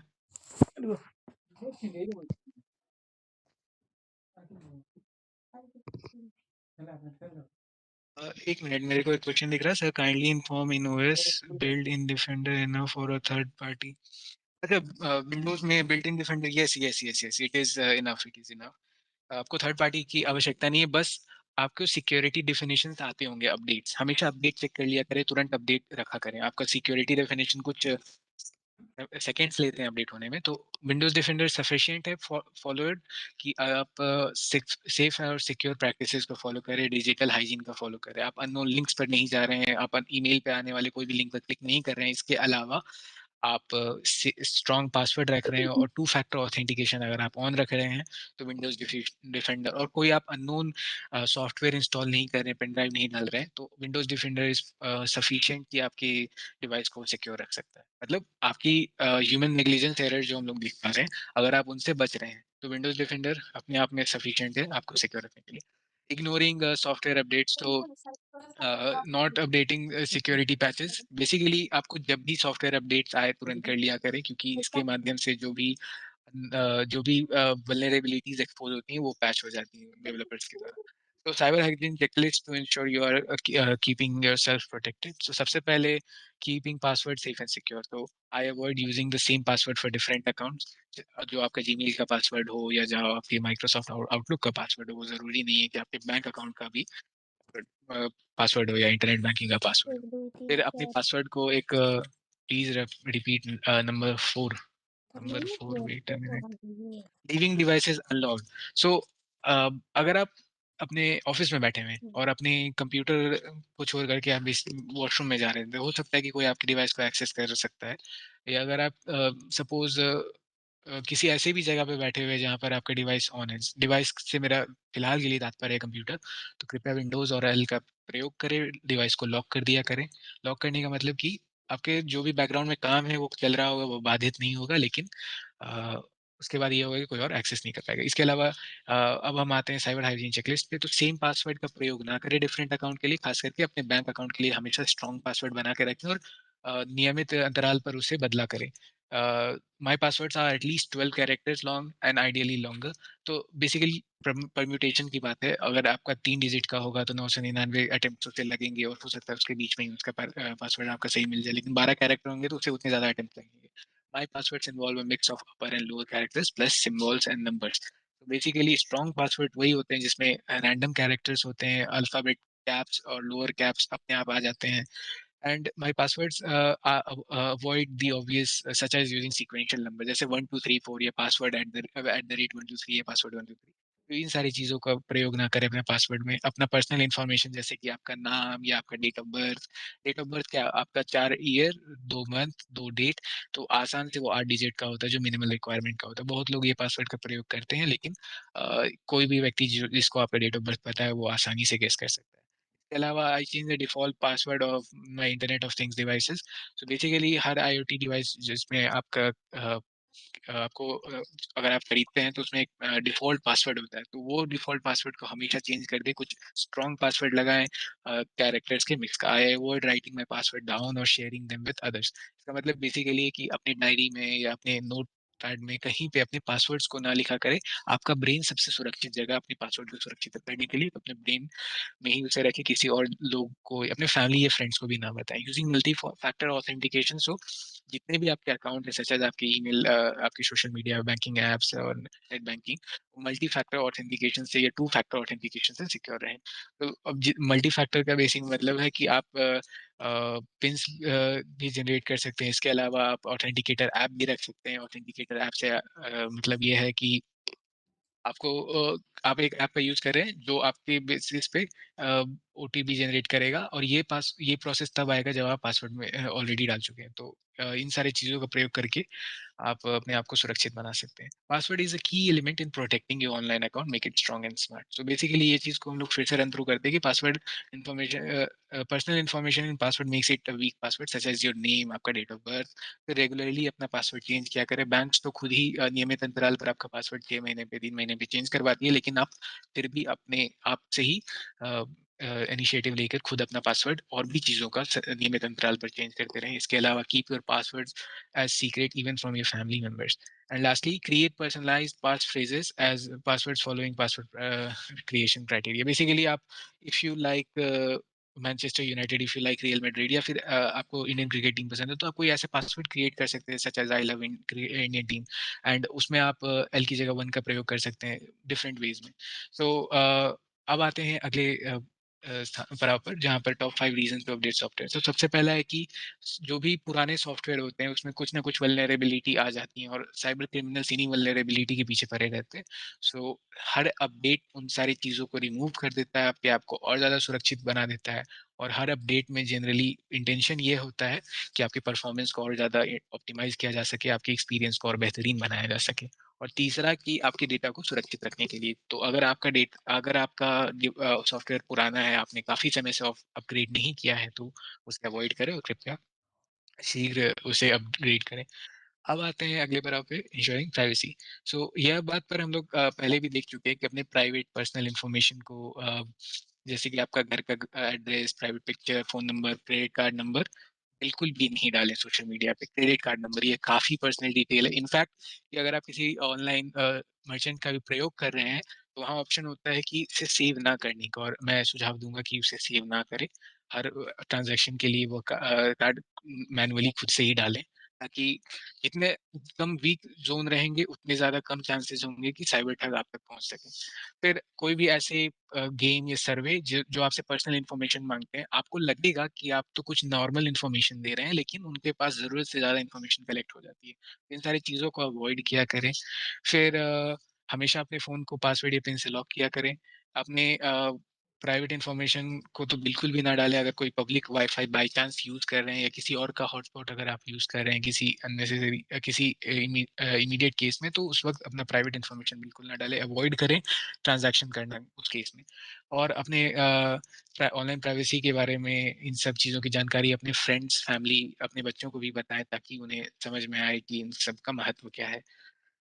अब how to be safe always look for padlock symbol. So जब भी आप वेबसाइट पे जाते हैं तो पैडलॉक सिंबल का देखें और एचटीटीपीएस का देखें, इंटरनेट प्रोटोकॉल सिक्योर्ड का साइन होता है। तो अगर एचटीटीपीएस नहीं है तो अवॉइड करें उस वेबसाइट पे कोई भी पर्सनल इन्फॉर्मेशन लेने का, क्योंकि आपका इन्फॉर्मेशन हो सकता है इन पर्सनल इन्फॉर्मेशन या आपका ईमेल आईडी पासवर्ड इंटरसेप्ट किया जा सकता है। इसके अलावा अगर आप इस पैडलॉक या लॉक वाले साइन पर अगर आप क्लिक करेंगे तो उसमें सर्टिफिकेशन व्यू करने का ऑप्शन आएगा, जिस पे अगर आप सर्टिफिकेट पे क्लिक करते हैं, सर्टिफिकेट के आइकन पर, तो आपको जो भी उसका इश्यू करने वाली बॉडी होती है, ये किसके नाम पे इश्यू होती है, वो सारी जानकारी मिल जाती है। तो बेसिकली सेफ वेबसाइट्स की पहचान ही यही है कि उन पैडलॉक सिंबल होगा और एचटीटीपीएस होगा। उसके अलावा how to determine fake websites. तो सबसे पहले type website name in the search engine and review the result. So basically suppose आपको कोई मैसेज आता है और आप अब ये बात हो गई कि आपको फिशिंग का अटेम्प्ट है या रियल मैसेज है, ये आप कैसे पहचानेंगे? तो उस वेबसाइट का नेम डाल करके चेक करें और चेक करें कि क्या रिज़ल्ट आता है। ज़ाहिर-सी बात है, अगर आप जीमेल का देख रहे हैं तो mail.google.com आएगा, ना कि gmail.com आएगा। तो अगर आपको mail.google जीमेल जैसे जीएमए और 1 आ रहा है तो वो फिशिंग अटेम्प्ट हो सकता है। इसके अलावा हम लोग अभी जस्ट डिस्कस किए हैं कि एचटीटीपीएस सिंबल जो होता है ऊपर में, पुराने वाले स्लाइड में आप देख पा रहे होंगे एरो के बगल में, वह जेन्युइन होता है। तो एचटीटीपीएस वाले पे ही अपना डालें ताकि वो कंप्लीटली वो सिक्योर होता है। एचटीटीपी पे ना डालें, वो इंटरसेप्ट होने के चांसेस रहते हैं। वेबसाइट के सर्टिफिकेट और ट्रस्ट सील्स देख लिया करें, जैसे पुराने वाले उदाहरण में हम लोग देखे थे। फिर जो भी फेक वेबसाइट होती है, उन सब का सबसे बड़ा साइन ये होता है कि उसमें मिसलीडिंग कीवर्ड्स होते हैं या पोorly स्पेल्ड वर्ड होते हैं, जनरली बैड ग्रामर या ऑकवर्ड इमेजेस हो सकते हैं, एआई जनरेटेड इमेज भी हो सकते हैं। तो उन सब चीज़ों से आपको पता चल जाए कि वेबसाइट असली है कि नहीं। और सबसे बड़ी चीज़ तो यह है कि अननोन लिंक्स पर जाएँ ही नहीं, बट जस्ट इन केस अगर आप हैं किसी कारणवश, वहाँ पर ये सारी चीज़ों को ऑब्ज़र्व करें। इसके अलावा watch out for invasive advertising. So अगर आपकी वेबसाइट पे अचानक से ढेर सारे पॉपअप आने लगे हों, आपको आने लगा हो कि यह ऐप कर ले, तो ये साइन हो सकता है कि किसी न किसी माध्यम से वो वेबसाइट पे स्कैमर्स हो सकते हैं या फिर वो उनके द्वारा फैलाया गया ही वेबसाइट होता है। जनरली बूटलेग वेबसाइट जो होते हैं, उसपे ये सारे इन्फॉर्मेशन देखने को मिलते हैं। सॉरी। इसके अलावा आप फ्रॉडुलेंट कॉल रिसीव कर सकते हैं, जो सोशल इंजीनियरिंग का प्रयोग करके आपसे एटीएम पिन, आपकी ओटीपी, आपकी बैंक क्रेडिट डेबिट कार्ड के पीछे के सीवीवी पिन्स माँग सकते हैं। तो ज़ाहिर-सी बात है कि बैंक आपसे कभी भी ये चीज़ नहीं माँगेगा, बैंक के कोई एम्प्लॉयी आपसे कॉल करके ये चीज़ नहीं माँगेंगे, तो उन्हें ये सारी चीज़ ना दें। और दूसरा चीज़ हम लोग पहले भी देख चुके हैं कि यूपीआई आपको पिन हमेशा पैसा भेजने के लिए ज़रूरत पड़ती है, मंगाने के लिए नहीं। तो अगर आपको कोई पैसे देने का प्रलोभन दे रहा है, तो उसका मतलब समझ जाइए कि आपको ओटीपी पिन पिन वहाँ पे बिल्कुल नहीं डालना है। यूपीआई पे बेस्ट प्रैक्टिसेज़ ये है कि अपने यूपीआई पिन को नियमित अंतराल पर बदला करें। पुराने पिन को हमेशा प्रयोग ना करें। अगर आपके कोई पिन है जो साल भर से चला आ रहा है, तो इस सेशन के बाद जाकर उसे बदलें। आप बायोमेट्रिक्स का भी प्रयोग कर सकते हैं। इसके अलावा keep your e-wallet safe from any shock. इसका मतलब ये है बेसिकली कि अगर आपने फैक्टर ऑथराइज़ेशन है, ऑथेंटिकेशन है, इसके अलावा अगर आप पिन और बायोमेट्रिक दोनों का प्रयोग कर रहे हैं, तो आप अपनी डिवाइस को एक्स्ट्रा सिक्योर बना रहे हैं कि कोई और अगर उसके पास किसी भी कारणवश अगर आपका पिन आ जाता है, तो एटलीस्ट आपका बायोमेट्रिक नहीं आएगा। तो यूपीआई इस वे में आप अपने और हाँ, आप जब भी अपना पिन डालें तो शोल्डर सर्फिंग से बचा करें। इंश्योर करें कि कोई और आपका पिन नहीं देख पा रहा हो। भले ही आपका यूपीआई आईडी आप ही के पास रहेगा, लेकिन फिर भी किसी को अपना पिन ना देखने दें। इसके अलावा UPI pin is the most important. Never share your UPI pin. Do not use easy to guess UPI pin. Easy to guess से तात्पर्य 1234 या 0000. Beware of cameras while entering UPI pin. So basically जब भी अगर आप payment कर रहे हो तो एक बार अपने आसपास ऊपर नीचे देख ले कि क्या वहाँ उधर कोई कैमरा है या फिर कोई बालकनी से या फिर किसी भी ऐसे स्थान से आपको देख तो नहीं रहा कि आप क्या अपने फोन में इंफॉर्मेशन डाल रहे हैं, यानी कि यूपीआई पिन. उसके अलावा अपने यूपीआई पिन को या अपने किसी भी बैंक डिटेल को उसी जगह पर डालें जहां पर आप श्योर हैं कि ये ट्रस्टेड वेबसाइट है, जो जहां पर आपकी ठगी होने की संभावना नहीं है, बिल्कुल भी नहीं है. अपने ऐप को हमेशा अपडेटेड रखा करें. पब्लिक वाईफाई पे बिल्कुल भी यूपीआई का प्रयोग ना करें. और रिमेंबर करें ये चीज, क्योंकि QR code are only means to make payments, not receive them. आते हैं how to secure credit card and debit card. तो use strong password. Sign the back of your card, तो ताकि इसमें पता चले कि यह कार्ड आपका है, किसी और का नहीं है. Monitor your account. Monitor your account से तात्पर्य कि अपने अकाउंट पे देखिए कि कोई स्टेटमेंट में ऐसा तो ट्रांजैक्शन नहीं दिख रहा है जो आपने नहीं किया हो. कोई ऐसा तो ट्रांजैक्शन अजीब सा नहीं है जो जैसे ऐसा जैसे कि छोटे छोटे अंतराल पे वो ट्रांजैक्शन अकर कर रहा हो और आपको पता नहीं चल रहा, और इसी माध्यम से आपको आपका अमाउंट धीरे धीरे डिडक्ट हो रहा हो. इसके अलावा अपने कार्ड को किसी भी अन्य स्थान पर यूज ना करें जहाँ पे आप सिक्योर नहीं है. टू फैक्टर ऑथेंटिकेशन हमेशा ऑन रखें. OTP pin. पिन के अलावा आपका ओटीपी भी आना चाहिए आपके नंबर पर ही, और ऐसा भी नहीं कि वो नंबर कहीं और किसी और के पास है. हमेशा सिक्योर वेबसाइट का प्रयोग करें. अपना क्रेडिट रिपोर्ट हमेशा चेक करें. उससे अगर पता चल जाए कि अगर आपके नाम पे कोई और आउटस्टैंडिंग लोन या ऐसा कुछ है तो आपके अकाउंट को कॉम्प्रोमाइज किया जा रहा है. इसके अलावा रिपोर्ट लॉस्ट और stolen card immediately. Just good practice is कि बीइंग अ गुड सिटीजन, अगर आपको किसी और का कार्ड मिल रहा हो तो तुरंत उसे रिपोर्ट करिए. या तो आप बैंक में इन्फॉर्म कर सकते हैं या फिर आप पुलिस को इन्फॉर्म कर सकते हैं. Alright, so online banking services. Security practices to protest personal identifiable information. So use personalized passphrase. मैंने कहा था कि आई लव टीम इंडिया, तो इसी तरह से आप एग्जांपल देख सकते हैं कि आई लव ब्लैक कलर. इसमें आई लव ब्लैक कलर है बट थ्री, ई की जगह थ्री है, ओ की जगह जीरो है, आई स्मॉल है, एल कैपिटल है, वी स्मॉल है. तो इस तरह का एग्जांपल दे सकते हैं कि आपको अगर पासवर्ड याद करने में कठिनाई हो रही है तो आप इस तरह के पास फ्रेज यूज कर सकते हैं. Meaning of to factor authentication. तो सबसे पहला, अगर आप कहीं पर भी अपने आप को ऑथेंटिकेट करना चाह रहे हैं या बताना चाह रहे हैं उस वेबसाइट को कि आप ही उस अकाउंट के मालिक हैं, तो सबसे पहले तो आप अपना ईमेल आईडी इंटर करेंगे और फिर आपने जो पासवर्ड बनाया है वो इंटर करेंगे, तो आपका फर्स्ट ऑथेंटिकेशन हुआ. उसके अलावा अगर आपने अपने नंबर को डाल रखा है उस ईमेल उस अकाउंट के लिए, तो आपके नंबर पर एक पिन आएगा या ओटीपी आएगा, और उस ओटीपी को 4 डिजिट या 6 डिजिट या 8 डिजिट उसको अगर आप इंटर करेंगे तभी आप एक्सेस कर पाएंगे. जैसे कि अगर आप जोमेटो पे अकाउंट बना रहे हैं तो आप ईमेल आईडी डाले, आपने पासवर्ड डाला, उसके बाद आपसे वो आपका नंबर पे आपको एक वन टाइम पिन भेजेगा, और उसके बाद ही आप अपने अकाउंट पे घुस पाएंगे. यही है टू फैक्टर ऑथेंटिकेशन. इसके अलावा कुछ ऑथेंटिकेटर ऐप्स भी आते हैं जिनका आप प्रयोग कर सकते हैं. सो टू फैक्टर ऑथेंटिकेशन की मल्टी फैक्टर यूज पैरा पास फ्रेज को तो हम लोग देख चुके हैं. उसके अलावा सबसे बुरी आदत यह होगी कि अगर आप अपने नोटपैड या अपने डायरी में कहीं पे भी अपने पासवर्ड को लिख रहे हैं अपने ईमेल अकाउंट के साथ या जिस भी अकाउंट के लिए वो एसोसिएटेड है, चाहे वो इंस्टाग्राम का अकाउंट हो, चाहे वो अमेजोन का अकाउंट हो, तो बिल्कुल भी यह काम ना करें. हमेशा अपने पासवर्ड को अपने दिमाग में सुरक्षित रखें. User should not disclose to anyone security codes like password, pin, OTP, account number. मतलब कितने भी आपके परिचित व्यक्ति हो, घनिष्ठ मित्र हो, अपने पासवर्ड, पिन, ये सब की जानकारी उन्हें ना दिया करें.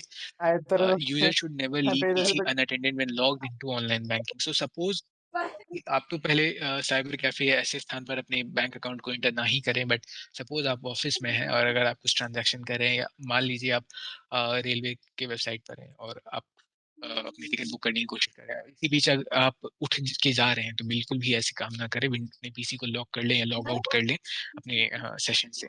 इसके अलावा after accessing online bank services always remember to log off from online session and not close the browser directly. तो बेसिकली अगर आप नेट बैंकिंग कर रहे हैं किसी भी वेबसाइट पे, वहां पर जा करके सबसे पहले जब आपका काम हो जाता है तो अपने ब्राउजर को क्लोज ना करें.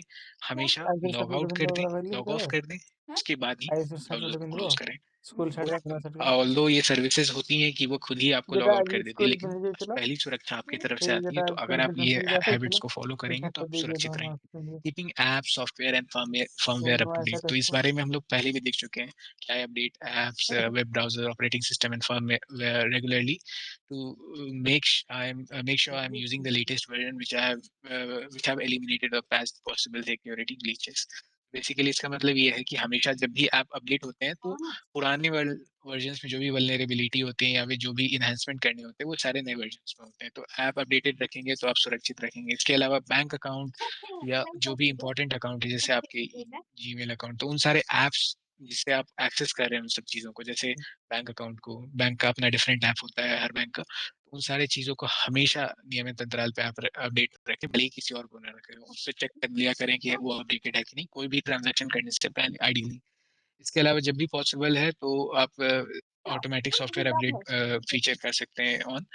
कोई भी जो भी आपका ऐप सर्विस प्रोवाइडर हो, चाहे वो प्ले स्टोर हो, चाहे वो ऐप स्टोर हो। और हाँ, डिजिटल मिनिमलिज़्म, जो ऐप को आप इस्तेमाल नहीं कर रहे हैं, कृपया करके उसे हटा दें, वो आपके फ़ोन के स्टोरेज को भी अननेसेसरीली एक्सेस कर रहा होगा। इसके अलावा ऐप को हमेशा रेप्यूटेबल या ऑफ़िशियल सोर्सेज़ से ही रखा करें। अब पब्लिक वाईफ़ाई के बारे में हम लोग देख चुके हैं, तो ज़ाहिर-सी बात है कि कोई भी किसी और के हॉटस्पॉट से जनरेटेड जो वाईफ़ाई आता है उस नेटवर्क पे या फिर कहीं भी ऑनलाइन जो कहीं भी आपको पब्लिक वाईफ़ाई मिल रहा है, चाहे वो रेस्टोरेंट में है कहीं या कहीं पे भी, तो कृपया करके अपने ट्रांज़ैक्शन ना करें।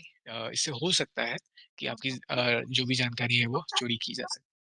इसके अलावा अपने full name, address, phone number और फाइनेंशियल डिटेल ऑनलाइन ना डाला करें, क्योंकि इससे ये भी हो सकता है कि आपको इम्पर्सनेट किया जा सके, आपकी आइडेंटिटी बनाई जा सके या फिर उनके पास इतनी ज़्यादा जानकारी हो सकती है कि वो आई फॉरगॉट माय पासवर्ड करके आपकी सारी पर्सनल डिटेल डाल के आपकी इस जगह लॉगिन कर लें। इस तरह की भी सुविधा होती है, तो ये सारी चीज़ों का ध्यान रखा करें।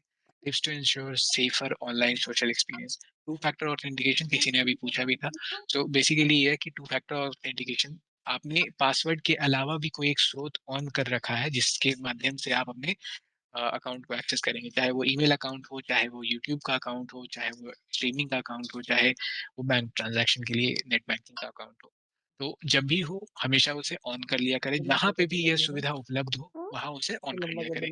Be sceptical of strangers, exercise caution when interacting with strangers online. ये साइबर बुलिंग के पार्ट में आ गया, या फिर कोई भी स्ट्रेंजर हो सकता है वो आपके सामने तुरंत अत्यधिक फ्रेंडली और अच्छे वे में आपसे बात कर रहा हो, लेकिन इसका मतलब ये नहीं कि वो अच्छे इंटेंशंस के साथ हो। और जो साइबर ठग होते हैं वो हमेशा सोशल इंजीनियरिंग का ही प्रयोग करते हैं, आपसे मित्रता बना करके ही आपसे इन्फॉर्मेशन लेते हैं। तो ज़ाहिर-सी बात है कि इन सब चीज़ों में आपको सतर्क रहने की ज़रूरत है। Think before you click, be cautious about clicking on links or downloading attachment, especially from unknown sources. So अगर ईमेल में आपके कोई पीडीएफ आ रहा है यह करके कि वो आपका बैंक स्टेटमेंट रिकॉर्ड है, लेकिन वो उस वेंडर से नहीं जिस वेंडर पे आपने साइन किया है, चाहे वो आपका बैंक हो, चाहे वो कोई अदर साइट हो जैसे पैसा बाज़ार या फिर क्रेड, तो डेफ़िनेटली उन चीज़ों को डाउनलोड ना करें। एक डाउनलोड मात्र से हो सकता है आपका डिवाइस कॉम्प्रोमाइज़ हो। फिशिंग अटेम्प्ट्स के बारे में हम लोग देख ही चुके हैं कि इस तरह से ईमेल में इस लिंक्स के इन्फॉर्मेशन हो सकते हैं या फिर सीधा एडिशनल अटैचमेंट हो सकते हैं जिसमें मालवेयर कंटेंट होगा। अब हमेशा अपने डिवाइस को सॉफ्टवेयर अपग्रेड करें, ये सारी चीज़ों को हम देख ही चुके हैं। कि किसी भी पोटेंशियल वल्नरेबिलिटीज़ को वो एक्सपोज़ अगर होता है तो उससे बचाता है अपडेट।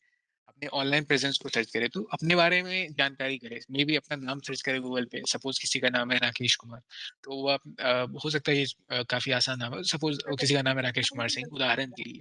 तो आप सर्च करें, अगर आप किसी कंपनी में काम करते हैं तो उस कंपनी का नाम डाल के सर्च करें कि क्या-क्या रिज़ल्ट आते हैं। हो सकता है कि कोई इन्फॉर्मेशन है किसी वेबसाइट पे आपने छोड़ा था, मेबी आपकी इमेज, और आपको लग रहा है आपने डिलीट कर दिया, लेकिन हो सकता है वो सर्च रिजल्ट में एज़ थंबनेल वो आ रहा हो। तो ये सारी चीज़ों को जानकारी देख लिया करें, क्योंकि इंटरनेट पे अगर एक बार कोई चीज़ आ जाती है तो काफ़ी कठिनाई होती है हटाने के लिए। और अब ब्रीफली बता दूँ कि टीपीडीपी एक्ट इन्हीं सब चीज़ों को इंश्योर करता है कि आपकी प्राइवेसी आप ही के हाथ रहे। Report and log, if you encounter suspicious और harmful behaviour online, report it to the platform administration. तो बेसिकली अगर आप किसी सोशल मीडिया साइट पे हैं या कहीं और भी हैं जहाँ पे आपको लग रहा है कि कुछ हार्मफुल बिहेवियर है, तो उस वेबसाइट के एडमिनिस्ट्रेटर को इन्फॉर्म कर दिया करें। अगर आपको लग रहा है कि आपको कोई परेशान करने की कोशिश कर रहा है, तो हमेशा एडमिनिस्ट्रेटर्स एडमिनिस्ट्रेटर्स को सूचित कर दें। इसके अलावा सबसे बेस्ट सुरक्षा का तरीका है कि खुद भी इवॉल्विंग थ्रेट के बारे में जानकारी रखा करें, जैसे डिजिटल अरेस्ट या फिर डीप फेक स्कैम या फिर क्या सेफ ऑनलाइन प्रैक्टिसेस। अगर आपके पास ये जानकारी है तो अपने फैमिली में, अपने घर में इन सब चीज़ों को डिस्कस करें, ताकि लोगों को भी पता रहे। केवल आपकी सुरक्षित रहने का मतलब ये नहीं है कि आपके घर में लोगों को इन चीज़ों के बारे में नहीं पता है। नाउ एसएमएस हेडर अवेयरनेस के बारे में हम लोग देखते हैं। तो सबसे पहले कि अगर आपको एसएमएस आता है तो लास्ट में एक लेटर होगा। तो अगर वो लेटर जी है जैसे आप एग्जांपल के लिए देख रहे हैं बीवी पोस्ट, जी, तो इसका मतलब होता है कि वो गवर्नमेंट एसोसिएटेड मेल है, गवर्नमेंट आप पे कुछ इन्फॉर्मेशन भेज रही है। अगर पी है, तो बेसिकली इसका मतलब प्रमोशनल मेल।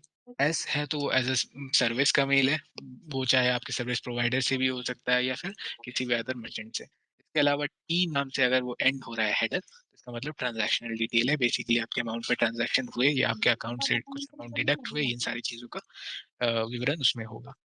तो ये हेडर से जानकारी हम लोग को मिल सकती है। अब कुछ इंपॉर्टेंट पॉइंट किसी ने पहले भी पूछा था डीपीडीपी एक्ट के बारे में, digital personal data protection act 2023।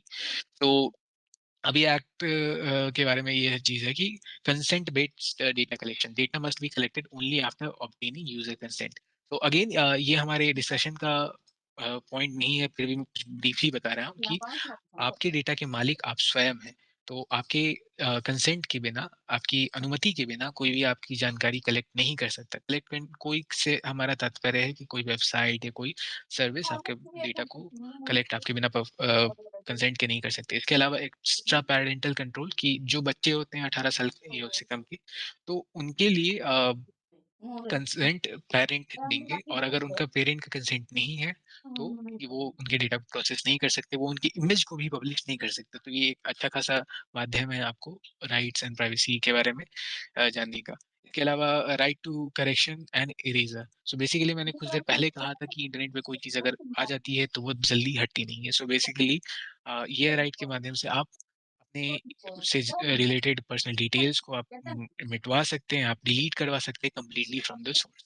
इसके अलावा अगर इसको कोई वायलेट करेगा तो उसके लिए स्ट्रॉन्ग पेनल्टी है, स्ट्रॉन्ग सैंक्शंस होंगे अगर ये चीज़ पाया गया। और इसके अगेन इसमें मैं डेप्थ में नहीं जा रहा हूँ। So no data transfer restriction. So data the thing is कि अगर आप ब्लैक लिस्टेड कंट्रीज़ से हैं, तो वहाँ पे डेटा ट्रांसफर बार्ड है या प्रोहिबिटेड है। इस वाले पॉइंट को मैं इन डेप्थ बता नहीं रहा हूँ, क्योंकि अगेन ये डीपीडीपी में को अच्छे से समझना होगा इसको बताने के लिए। एंड द पॉइंट इज़ कि कुछ कंट्रीज़ हैं जिनको ब्लैकलिस्टेड अगर किया गया है, तो उन कंट्रीज़ के थ्रू आप ट्रांज़ैक्शंस नहीं कर सकते, उन कंट्रीज़ से इंटरैक्ट नहीं कर सकते। अगेंस्ट क्विक रेज़ोल्यूशन आपको दिया जाएगा। अगर आपको लग रहा है कि आपका ऑनलाइन आपकी माँग नहीं सुनी जा रही है, जो भी प्लेटफ़ॉर्म सर्विस प्रोवाइडर है वो आपको नहीं दे रहा है वो चीज़, या आपके डेटा को डिलीट नहीं कर रहा है, तो आप ग्रीवेंस रिड्रेसल भी कर सकते हैं। डीपीडीपी एक्ट में ये सारी सुगमताएँ आपको दी जा रही है। तो सेफर इंटरनेट डे के बारे में ये सारी चीज़ों को हम लोग कुछ देर पहले भी देखा था, जैसे डीपीडीपी अधिनियम और आपके व्यक्तिगत डेटा की रक्षा करता है, इसे केवल आवश्यकता होने पर ही साझा करें। तो ये सारी चीज़ों को मैं रैप अप क्विकली कर रहा हूँ। अब आते हैं गेम पर, ठीक है? तो सबसे पहले है which AI security measure helps data detect suspicious behaviour. आपके पास 4 ऑप्शन है और आपको दिख पा रहा होगा। एक है सर्वेलेंस कैमरा, बी है बिहेवियर मॉनिटरिंग, सी है फायरवॉल और डी है बायोमेट्रिक ऑथेंटिकेशन। तो अब इसका आंसर देने से पहले ये सोचते हैं कि आर्टिफिशियल इंटेलिजेंस को आर्टिफिशियल इंटेलिजेंस को सस्पिशियस बिहेवियर ऑब्जर्व करने के लिए कैसे मिलेगा? तो बिहेवियर मॉनिटरिंग बेसिकली, अगर आप किसी प्रोक्टेड एग्जाम में बैठे हैं कभी, अगर किसी ने कोई बैठे हैं, तो ये ऑब्जर्व कर पा रहे होंगे कि अगर आई मोशन अगर इधर से उधर हो रहा है और लग रहा है कि वो स्टूडेंट या वो जो भी पर्सनल है, अगर वो कहीं और देख रहा है या कहीं और से कुछ कर रहा है, तो वो प्रॉक्टर को बता देता है, प्रॉक्टर को अलर्ट चला जाता है कि अननेसेसरीली आई मूवमेंट डिटेक्टेड। तो बिहेवियर मॉनिटरिंग इस तरह से किया जा सकता है। Surveillance camera and firewall, surveillance camera is not AI, it's just a camera. And then biometric authentication again, not the scope of that. But इस पे ना चल के एक पार्ट पे आते हैं, who is secure learning through a game. इस एग्जांपल पे देखिए कि मिहिर है, उन्होंने अपना पासवर्ड रखा है सी कैपिटल DAC हाइड सीरक Hyderabad @2026, and Payal has set her password as something BAZ, फिर पार का sign 2L exclamation mark and so on and so forth. तो बताएं इन दोनों में से सबसे ज्यादा सेफ किसका पासवर्ड है? आप कमेंट में बता सकते हैं, चैट बॉक्स में आप बता सकते हैं। पायल। तो बेसिकली रीज़न क्या है कि सबसे पहला कि मिहिर अगर सीडैक में काम कर रहा है, सीडैक HYD में, तो उससे रिलेटेड वो इन्फॉर्मेशन डाला है जो ईज़ी टू डिटेक्ट है। तो पर्सनल इन्फॉर्मेशन से ये डिटेक्ट किया जा सकता है। ईयर उसमें दिया हुआ है, सिंबल 1 @ का सिंबल बहुत ही कॉमन है, लोग यूज़ करते हैं और यहाँ पे यूज़ किया हुआ है। दूसरा length of characters.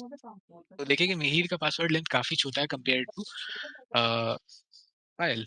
So basically Payal ने random character alphanumeric characters, special characters का यूज़ किया, exclamation mark, power symbol and at symbol, इन सारी चीज़ों का प्रयोग पायल ने किया। सो बेसिकली पायल का पासवर्ड सिक्योर है। अब यहाँ पे एग्ज़ाम्पल है, एक व्यक्ति है बाबर, एक व्यक्ति है विराट, तो दोनों ने फाइनेंशियल फ्रॉड का सामना किया। बाबर का कहना है कि लीव इट यार, रिपोर्ट किया तो मीडिया मज़ाक बना देगी, लोग क्या कहेंगे? लेकिन विराट का कहना है कि let's immediately block the account and call 1930 in golden time. So whose approach is better? Whose approach is better? So Virat का अप्रोच बेटर है। व्हाई? कि अगर आपके साथ साइबर ठगी हुई है, तो घबराएँ नहीं, 1930 पर कॉल करें या साइबर क्राइम पोर्टल पर जाकर इन चीज़ का रिपोर्ट करें या अपने नियरेस्ट थाने पे भी जाकर के इन चीज़ों को रिपोर्ट करें। यहाँ पर घबराने की ज़रूरत नहीं है। सुरक्षा बरतने के बाद भी यदि होता है, तो हो सकता है कि कहीं चूक रह गई हो, तो सबसे पहला चीज़ है कि आप 1930 पर जाकर डायल करें और आपके नियरेस्ट जो भी साइबर थाना होगा, उधर ये कॉल लगेगी। उसके अलावा which of the following is a potential risk of AI? So कुछ देर पहले ओके, पहले देख लेते हैं options. Job displacement, improved accuracy, ethical issues, data manipulation and यहाँ पर जॉब डिस्प्लेसमेंट से तात्पर्य यह है कि सारी चीज़ ऑटोमेटेड हो सकते हैं। तो ऑटोमेटेड जैसे-जैसे चीज़ होते जाएँगे, वैसे-वैसे एआई एक टूल ना बन करके एआई एक एम्प्लॉयी बन जाएगा। डेटा मैनिपुलेशन से तात्पर्य है कि किसी और का डेटा अगर आपके पास है, तो आप उसका डीपफेक बना सकते हैं। जो सारे उदाहरण हम लोग पहले भी देख चुके हैं। इम्प्रूव्ड एक्यूरेसी से रिज़ल्ट मतलब है कि कैसे आपको स्ट्रीमिंग सजेशंस आ सकते हैं या आपके शॉपिंग परचेज़ को का एग्ज़ाम्पल देकर के आपको कैसे ये सारे डिटेल्स आ सकते हैं। सो अनएथिकल इश्यूज़ एआई से रिलेटेड, यानी कि एआई का क्या उचित उपयोग है? क्या आपको एआई किस माध्यम से सीखना चाहिए या नहीं? या कुछ भी वहाँ से कॉपी कर लेना चाहिए? तो आई थिंक किसी न किसी वे में ये सारी चीज़ आ सकते हैं, but data manipulation is more accurate. And again यहाँ पर एक आते हैं सोशल मीडिया फोटो शेयरिंग। मैं कुछ देर पहले मैंने कहा था कि पर्सनल डिटेल्स ज़्यादा ना दिए जाए, बट देखते हैं 2 example. Amisha post every photos with all details and keep the account and album public. तो अमीषा सारे फोटो को पोस्ट करती है और अपने अकाउंट और एल्बम को पब्लिक रखती है, और सारे डिटेल से तात्पर्य है कि वो किस जगह पे था, क्या लोकेशन था। सनी का एग्ज़ाम्पल लेते हैं कि सनी अपने अकाउंट को प्राइवेट रखता है और जो अपने एल्बम के पोस्ट्स हैं, वो एक्सेस राइट के साथ करता है। मतलब कि वो डिसाइड करता है कि वो उनके फ्रेंड एक्सेस कर पाएँगे या कौन-कौन एक्सेस कर पाएँगे। अप्रोच ज़्यादा बेटर है, और वो क्यों है? हमेशा अगर फ़ोटो पे अपनी सारी डिटेल्स रख सकती है, तो उसके लोकेशन डिटेल तो पहली बात आ जाएँगे, उसके अलावा वो कहाँ जा रही है, क्या कर रही है, वो किस ऑफ़िस में काम कर रही है, ये सारी डिटेल्स संभवतः आ सकते हैं। सनी सारी चीज़ प्राइवेट रखता है और केवल अपने फ्रेंड्स और फैमिली के साथ शेयर। सोशल मीडिया का बेसिक यूज़ वो कर रहा है कि अपने फ्रेंड्स और फैमिली से कनेक्टेड रहने के लिए। सनी's approach is safe. And now, Nidhi and Ajit are reporters who received an email from Harvard University with an offer to deliver a lecture on reporting and ethics. तो निधि and Ajit दोनों reporter, दोनों को mail आया Harvard, काफी golden opportunity होगा दोनों के लिए। But let's say दोनों का approach, clicks on the registration link and share all the details. She's excited to go. So she's excited to go and post it on social media, and she also clicked on the link. Verifies it by calling from official website and confirms before taking it. तो अजीत का approach पर हम लोग कुछ देर पहले भी देख सकें कि पॉज करें, मतलब अर्जेंसी जब भी आपको लगे कि आपको तुरंत एक्ट करना है, वरना ये अपॉर्चुनिटी आपके हाथ से निकल जाए, तो नहीं, वहां पर सोचें, पहले जांच करें फिर एक्शन। तो अजीत का अप्रोच सेफर है। अगेन स्टे सेफ ऑनलाइन के बारे में जानते हैं कि stay safe online dot in पे आपको बहुत सारी टूल्स मिल जाएंगे, जैसे एंटीवायरस, या आपको जानकारी भी मिल जाएंगी चीज़ों के बारे में, जैसे टू फैक्टर ऑथेंटिकेशन हो गया।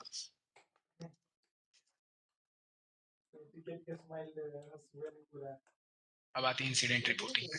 तो Sanchar Saathi dot g o v dot in पर जाकर के ये वेब लिंक, यहाँ पर आप central citizen centric services tab पे जाएं और आपको जो भी चीज़ इसमें कुछ चीज़ के बारे में दिया गया है। रिपोर्ट सस्पेक्टेड फ्रॉड कम्युनिकेशन, जैसे lock your lost stolen mobile, CEIR basically अगर आपका फ़ोन दुर्भाग्यपूर्ण कभी अगर चोरी हो गया, तो आप सीईआईआर पे जाके रिपोर्ट कर सकते हैं। संचार साथी पर जाकर सीधा सिटीजन सेंट्रिक सर्विसेज टैब में जाना है और वहाँ पे फिर नो योर मोबाइल कनेक्शन, और टैफकॉप के थ्रू आप जान सकते हैं कि आपके नाम पर कितने मोबाइल कनेक्शन रिसीव करें। Know your mobile IMEI verification. Then further report incoming international call with Indian number. So अगर आपको कभी भी incoming voice is breaking. Am I audible? Okay. So अगर आपको इंटरनेशनल कॉल आ रहे हैं इंडियन नंबर से, तो इन सब चीज़ों को आप ये रिपोर्ट कर सकते हैं. उसके बाद अपने वायरलाइन इंटरनेट सर्विस प्रोवाइडर के बारे में भी आप जान सकते हैं. तो ये बेसिकली एक प्लेटफॉर्म है जहाँ पे आपको बहुत सारे महत्वपूर्ण चीज़ों की जानकारी मिल जाएगी. संचार साथी वेब लिंक है. इसके अलावा कभी भी अगर आप मुसीबत में पड़े, आपके साथ साइबर ठगी हो, तो बेझिझक 1930 पर 1930 पर कॉल लगाएं to register about any complaint about cyber crime. इसके अलावा अपने नियरेस्ट पुलिस स्टेशन या साइबर थाने में जाके भी आप रिपोर्ट कर सकते हैं और अपनी कंप्लेंट को ऑनलाइन cybercrime.gov.in पर फाइल कर सकते हैं. Lastly, I hope ये basic awareness session था. It was not technical session, so I hope you had something to learn, something to understand. And कुछ चीज़ को रिकैप कर देता हूँ. Basically the save best practice is कि किसी भी चीज़ पर क्लिक ना करें, वीकेस्ट लिंक किसी को ना बना के रखें, अपने घर में सब चीज़ लोगों को अवेयर कराएं, जागरूक कराएं कि क्या क्या चीज़ें, क्या क्या तरह से स्कैम किया जा सकता है. इसके अलावा अपने नाम को सर्च करके देख लें कि आपके नाम से रिलेटेड क्या-क्या चीज़ आ रहे हैं, क्या कुछ ऐसे फ़ोटो आ रहे हैं जो नहीं रहने चाहिए, तो उन्हें हटा दें, या कुछ ऐसा डिटेल या कुछ ऐसा पीडीएफ आ रहा है जो नहीं आना चाहिए, जो आपसे प्राइवेट है, तो उसे हटा दें. इसके अलावा डीप फेक के चक्कर में ना पड़ें, सोशल मीडिया या अकाउंट हैकिंग के चक्कर में ना पड़ें. अगर कभी होता है तो जो जिस प्लेटफ़ॉर्म पे हैक हुआ है उस पे इन्फॉर्म करें. But I think through that I have covered everything that was needed. Thank you, Prashant ji. 1 minute. Thank you. Over to Jagdish. Yes, sir. And if you have any questions, kindly ask us, sir. So actually, like what we are intended to do is, so we are partnered with Triple IT as well as Triple IT as well as. Okay, 1 minute, sir. We partnered with Triple IT as well as OCAC to observe this Safer Internet Day. So what Prashant ji is spoken about is like this is the banner which we are going to share it in Odia and English. So you have to print, and you, when you with this presentation, you are all requested to organize awareness session on Tuesday with this with this similar presentation, but you can modify. You can modify this presentation as per your convenience. This is a very elaborate presentation. You can modify as per your requirement, and you can organize one awareness session in your village or in your location wherever your center is located. So this is the banner which you should print it and use it as part of the thing. And tips banner also sir has shown you, and the tips banner and this banner, like you will be getting with government of Odisha logo, Triple IT and OCAC logo and all. So those things you have to print it and you have to use it. Okay. And what are the presentation? This presentation we are going to share it with you. You can modify the presentation according to your end users, and accordingly you can do it. But this template and all, it should be same. If slides, if you want to reduce, you can reduce. If you want to add, you can add slides. This presentation we are going to share it with you. You can please make use of this presentation for all your sessions kind of thing. So you have to organize an awareness session on 10th February, anything between 10 o'clock to 10 to 5 between. So you display this awareness material like the workshop banner, tips banner and all such kind of things. And you should organize a workshop, and you should publish it in social media channels, link it to ISCA, and you have to take GPS enabled photographs. When you are organizing workshops, you have to take GPS enabled photographs from all directions. Participants should be covered, and your banner should be covered, and your presentation should be covered. All those things you have to cover and take the GPS enabled photographs. That we will see, sir. Like let's finish it up this